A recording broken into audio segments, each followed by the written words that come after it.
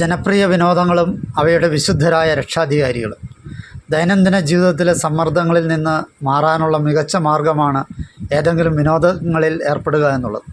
ചിലപ്പോൾ നമ്മുടെ പ്രിയപ്പെട്ട ഹോബി പരമാവധി പ്രയോജനപ്പെടുത്താൻ അനുവദിക്കുന്നതിന് നമുക്കൊരു സ്വർഗീയ ഇടപെടൽ ആവശ്യമായി വന്നേക്കാം.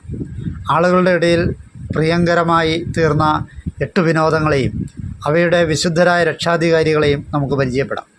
1. പൂന്തോട്ട പരിപാലനം. വിശുദ്ധ ഫിയാഗർ.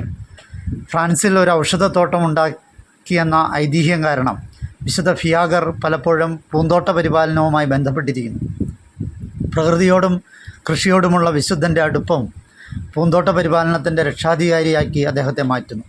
കാരണം ഫലവത്തായ വിളവെടുപ്പിനും മനോഹരമായ പൂക്കളുണ്ടാകാനും മധ്യസ്ഥ വഹിക്കാൻ അദ്ദേഹത്തിന് കഴിയും. 2. പെയിൻറ്റിംഗ്. സുവിശേഷകനായ വിശുദ്ധ ലൂക്ക. വിശുദ്ധ ലൂക്ക പരമ്പരാഗതമായി കലാകാരന്മാരുടെ, പ്രത്യേകിച്ച് ചിത്രകലാകാരന്മാരുടെ രക്ഷാധികാരിയായി കണക്കാക്കപ്പെടുന്നു. അദ്ദേഹം ഒരു കലാകാരനായിരുന്നുവെന്നും കന്യാമറിയത്തിൻ്റെ ആദ്യ ചിത്രം വരച്ചത് വിശുദ്ധ ലൂക്കയാണെന്നും വിശ്വസിക്കപ്പെടുന്നു. കലാകാരന്മാർ പലപ്പോഴും പ്രചോദനം, സർഗാത്മകത, അവരുടെ കരകൗശലത്തിൻ്റെ വൈദഗ്ധ്യം എന്നിവയ്ക്കായി വിശുദ്ധ ലൂക്കയുടെ മധ്യസ്ഥത തേടാറുണ്ട്. 3. പാചകം. വിശുദ്ധ ലോറൻസ്.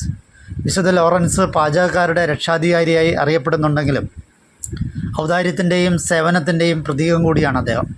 പള്ളിയിലെ നിധികൾ കൈമാറാൻ ആവശ്യപ്പെട്ടപ്പോൾ പകരം പാവപ്പെട്ടവരെയും ദരിദ്രരെയും അദ്ദേഹം ചൂണ്ടിക്കാണിച്ചതായിട്ടാണ് ഐതിഹ്യം. വിശുദ്ധൻ്റെ നിസ്വാർത്ഥതയും പാചക കൂട്ടായ്മയും അദ്ദേഹത്തിൻ്റെ അടുക്കളയിൽ സന്തോഷം കണ്ടെത്തുന്നവർക്ക് അനുയോജ്യമായ ഒരു രക്ഷാധികാരിയാക്കി മാറ്റുന്നു. 4. വായന. വിശുദ്ധ ജെറോം. വിശുദ്ധ ജെറോം തൻ്റെ വൈജ്ഞാനിക പ്രവർത്തനങ്ങൾക്ക് പ്രശസ്തനാണ്. പ്രത്യേകിച്ച് ബൈബിളിൻ്റെ ലത്തീനിലേക്കുള്ള വിവർത്തനം നടത്തിയത് ഈ വിശുദ്ധനാണ്. വിശുദ്ധ ഗ്രന്ഥങ്ങൾ പഠിക്കുന്നതിനും സംരക്ഷിക്കുന്നതിനുമുള്ള അദ്ദേഹത്തിൻ്റെ സമർപ്പണം അദ്ദേഹത്തെ പുസ്തകപ്രേമികൾക്കും പണ്ഡിതന്മാർക്കും ഒരു ഉചിതമായ രക്ഷാധികാരിയാക്കുന്നു. അറിവിനും ജ്ഞാനത്തിനുമുള്ള അന്വേഷണത്തിൽ മാർഗനിർദ്ദേശം നൽകുവാൻ അദ്ദേഹത്തിൻ്റെ മാധ്യസ്ഥം ഉചിതമാണ്. 5. ഫോട്ടോഗ്രാഫി. വിശുദ്ധ വെറോനിക്ക. കുരിശു ചുമക്കുമ്പോൾ യേശുവിൻ്റെ മുഖം തുടയ്ക്കാൻ ഒരു തുണി നൽകിയ സംഭവവുമായി വിശുദ്ധ വെറോനിക്ക ബന്ധപ്പെട്ടിരിക്കുന്നു. ഈശോയുടെ ചിത്രം അത്ഭുതകരമായി ആ തുണിയിൽ പതിഞ്ഞെന്നാണ് ഐതിഹ്യം. തൽഫലമായി വിശുദ്ധ വെറോനിക്ക ഫോട്ടോഗ്രാഫിയുടെ രക്ഷാധികാരിയായി കണക്കാക്കപ്പെടുന്നു.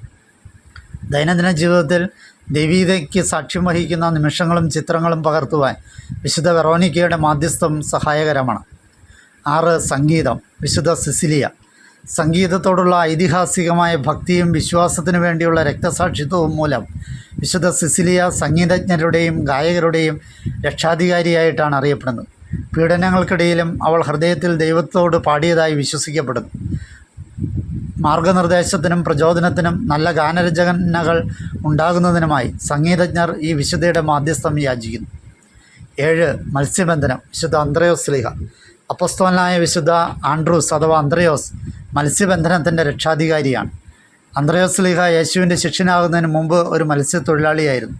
കടലും മീൻപിടുത്തവുമായുള്ള അദ്ദേഹത്തിൻ്റെ ബന്ധം അദ്ദേഹത്തെ മത്സ്യത്തൊഴിലാളികളുടെ രക്ഷാധികാരിയാക്കി മാറ്റുന്നു.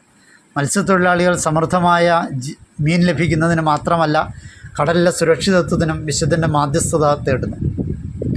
8. കാൽനടയാത്ര. വിശുദ്ധ ബെർണാർഡ് ഓഫ് മെന്തൻ. ആൽപൈൻ പ്രദേശവുമായുള്ള ഐതിഹാസികമായ ബന്ധവും ദുർഘടമായ പർവ്വതപാതകളിൽ അഭയകേന്ദ്രങ്ങൾ സ്ഥാപിക്കുന്നതിലെ അശ്രാന്ത പരിശ്രമവും മൂലം മെന്തണിലെ വിശുദ്ധ ബെർണാർഡ് പലപ്പോഴും കാൽനട യാത്രക്കാരുടെ രക്ഷാധികാരിയായി അറിയപ്പെടുന്നു. കഠിനമായ യാത്രകൾ നടത്തുന്നവർക്ക് വിശുദ്ധ ബെർണാർഡിൻ്റെ അഗാധമായ അനുകമ്പയും സഹായവും സംരക്ഷണവും തേടാവുന്നതാണ്. കാൽനടയാത്രക്കാർക്ക് വഴികാട്ടിയായ വ്യക്തിയാണ് അദ്ദേഹം.